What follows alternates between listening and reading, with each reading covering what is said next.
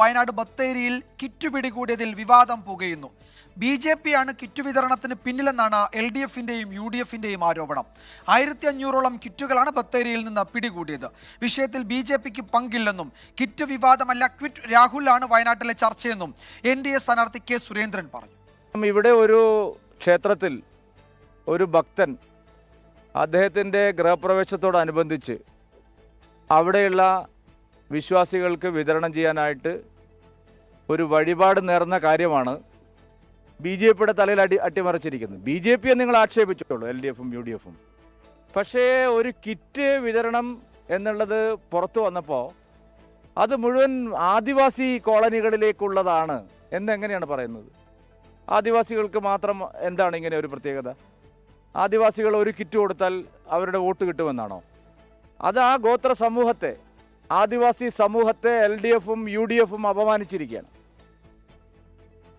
BJP ആണ് kit വിതരണത്തിന് പിന്നിലെന്ന് വ്യക്തമാക്കുന്ന തെളിവുകൾ കയ്യിലുണ്ടെന്ന് T. സിദ്ദിഖ് MLA പറഞ്ഞു. ഇത് ഓർഡർ ചെയ്തത് BJP പ്രവർത്തകർ, ഇത് കൊണ്ടുപോയത് BJP ഡയറക്ഷൻ അനുസരിച്ച് അവർ അറേഞ്ച് ചെയ്തിട്ടുള്ള വാഹനത്തിൽ. അത് കൊണ്ടുപോയി കൊടുത്തതും അത് കൊണ്ടുപോയി വെച്ചതും പ്രാദേശികമായിട്ടുള്ള BJP പ്രവർത്തകർ. എന്നിട്ട് BJP നേതാക്കന്മാർ പറയുകയാണ് ഞങ്ങൾക്ക് ഇതുമായി യാതൊരു രീതിയിലുള്ള ബന്ധമില്ല എന്ന്. ഇവിടെ ഷാലിമാർ സൂപ്പർ മാർക്കറ്റിലേക്ക് ഇത് ആവശ്യപ്പെട്ട് സംസാരിച്ചതായിരിക്കുന്ന ആളുകളുടെ ഡീറ്റെയിൽസ് എൻ്റെ കയ്യിലുണ്ട്. അത് കഴിഞ്ഞ് ഇത് കൊണ്ടുപോയതായിരിക്കുന്ന വാഹനങ്ങളുടെ ഡീറ്റെയിൽസ് CCTV അടക്കം പരിശോധിച്ചും അല്ലാതെയും ഞങ്ങൾ എടുത്തിട്ടുണ്ട്.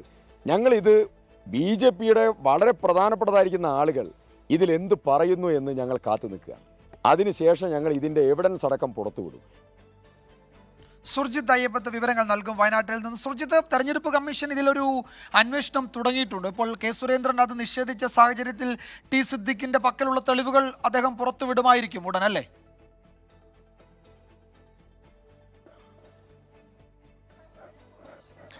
ഈ വിഷയം തെരഞ്ഞെടുപ്പ് ഓഫീസർമാരും അതോടൊപ്പം തന്നെ പോലീസും കൃത്യമായ രീതിയിൽ തന്നെ അന്വേഷണം നടത്തുന്നുണ്ട്. അത് ഫ്ലൈയിങ് സ്ക്വാഡിന് കൈമാറും, അതായത് പിടിച്ചെടുത്ത കിറ്റുകൾ ഫ്ലൈയിങ് സ്ക്വാഡിന് കൈമാറും എന്നുള്ളതാണ് പോലീസ് ഇന്നലെ തന്നെ വ്യക്തമാക്കിയത്.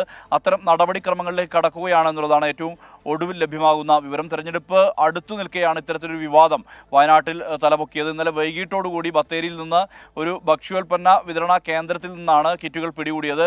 2 വാഹനങ്ങളിൽ നിറച്ച നിലയിൽ. അതോടൊപ്പം തന്നെ അവിടെ അതിൻ്റെ ഗോഡൌണിനകത്തും ഇത്തരം സമാനമായ രീതിയിൽ തന്നെ കിറ്റുകൾ തയ്യാറാക്കി വെച്ചിരുന്നു.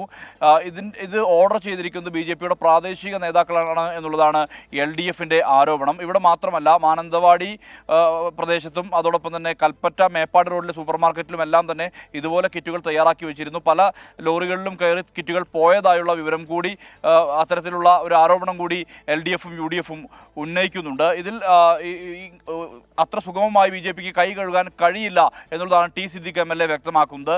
അതിൻ്റെ കാരണം ഇത് പ്രാദേശിക നേതാക്കളാണ് ഇത് ഓർഡർ ചെയ്തത്. ഇതുമായി ബന്ധപ്പെട്ട ഇത് കൊണ്ടുപോകാൻ ഉപയോഗിച്ച വാഹനങ്ങൾ BJP എത്തിച്ചതാണ് ഉൾപ്പെടെയുള്ള ആക്ഷേപങ്ങൾ അദ്ദേഹം ഉന്നയിക്കുന്നുണ്ട്. മാത്രമല്ല, ഈ മദ്യവും അതോടൊപ്പം തന്നെ ഹാൻസ് പോലുള്ള നിരോധിത പുകയില ഉൽപ്പന്നങ്ങളും ഈ കിറ്റിൽ ഉൾപ്പെടുത്തിയിട്ടുണ്ട് എന്നുള്ള ഉൾപ്പെടെയുള്ള ആരോപണങ്ങൾ ഉന്നയിക്കുന്നുണ്ട്. മാത്രമല്ല, ഇത് ആദിവാസി ഊരുകളിലേക്ക് ഉൾപ്പെടെ വിതരണം ചെയ്യാനുള്ള ശ്രമമാണ് ഉണ്ടായിരുന്നത് എന്നുള്ള ആക്ഷേപം കൂടി ഉന്നയിക്കുന്നുണ്ട്. ഇതിന് മറുപടിയായി K. സുരേന്ദ്രൻ വ്യക്തമാക്കുന്ന കാര്യം വയനാട്ടിലെ ഗോത്ര സമൂഹത്തോട് മാപ്പ് പറയാൻ LDFും UDFും തയ്യാറാകണം എന്നുള്ള കാര്യമാണ്. ആദിവാസി സമൂഹത്തെ മുഴുവൻ അപമാനിച്ചിരിക്കുകയാണ്.